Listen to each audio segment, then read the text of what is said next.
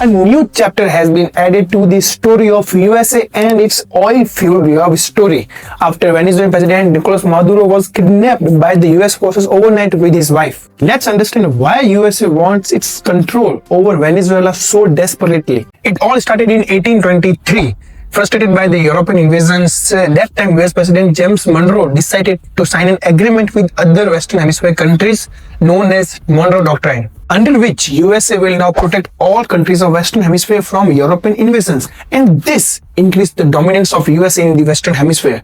And America will not tolerate the presence of any other country in the Western Hemisphere. Now shift the story to Venezuela. Venezuela has the world's largest oil reserves with nearly around 303 billion barrels of oil, and also have the major gold and critical minerals deposits like lithium and nickel, which are widely used in EVs and solar panels. So American companies invest and earn profits in Venezuela because Venezuela had always followed the instructions of US until 1999, when Hugo Chavez's government came in power. He believed in socialism, that he first nationalized all the oil reserves in the country and distributed free goods to the majority of the population. The investments that America had made over so many years were wiped out in an instant with the nationalizations, means all the natural resources access will now under government's domain.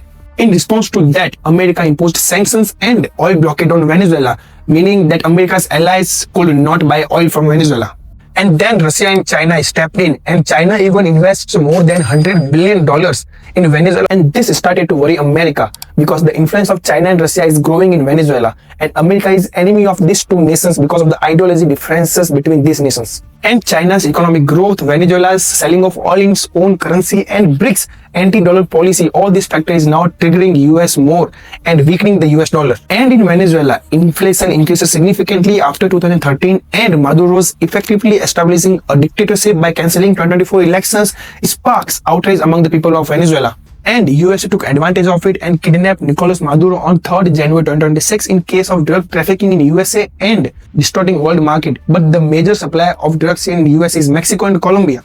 Basically, Trump is trying to create a pro-American government there in Venezuela.